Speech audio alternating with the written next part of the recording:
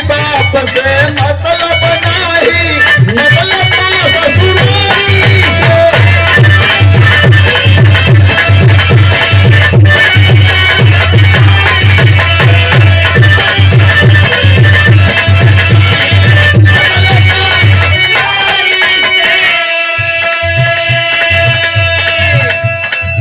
माई बाप से मतलब नहीं, मतलब मेहरारू से। और साल सवेरे मैं भोग लगावे गाना तारी दारू से।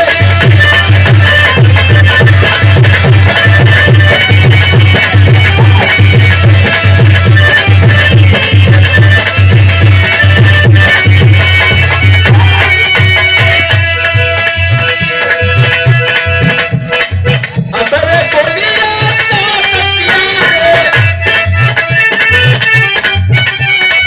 अतरे बोलिया तनिको नहीं जाता। जय हो दारू जय हरारू, जय हो दारू जय हरारू, यही दोनों का राज था। जय हो दारू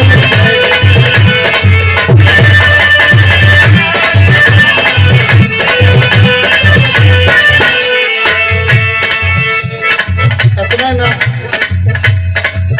अगर माई कह गई बाबू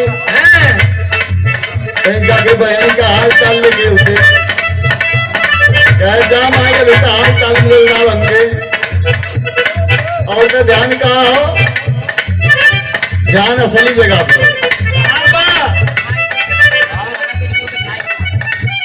अच्छा, दुल्हा के छोटे भाई यानी शाहबाला भैया की तरफ से 21 रुपया आशीर्वाद।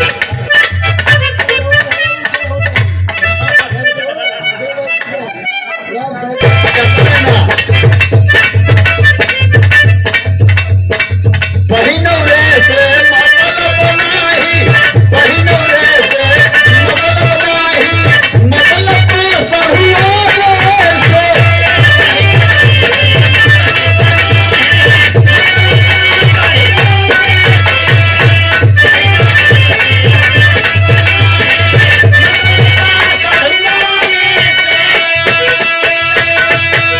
ससुरारी में डेरा डाले, ससुरारी में डेरा डाले, घर सजाए बहारे से।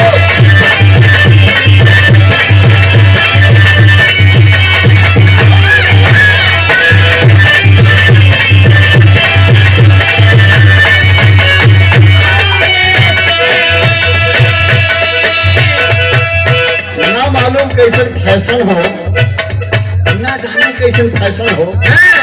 पहले के मर्द हैं, पहले के लवंडर हैं, रेखिया उठान मोछर कम, छोटे छोटे रहे लेकिन क्या नौकरी मोछ। और का आजकल के देखा तो पूरा सफर चल। देखा जैसे मेहरारू कैसे बनहू लोग जैसा जोतर खेत 4 बाह हैंगावल रहे, 4 बाह हैंगावल रहे, चिकना पलस्तर रहे।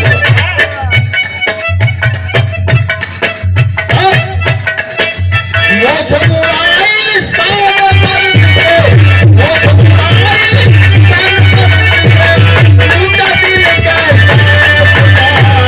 जय हो दारू जय हरारू, जय हो दारू जय हरारू, यही दोनों का राज था।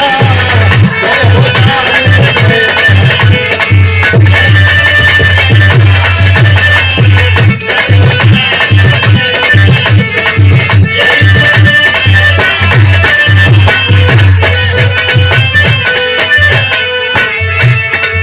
इतने ना उस लड़का तो इतना बिगड़ गए हम सब। माई बाबू अगर कह देने बेटा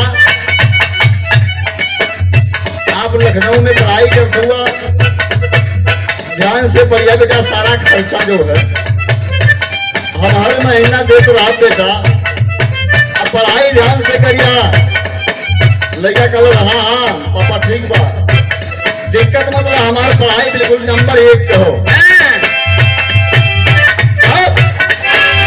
और वहाँ करत का हम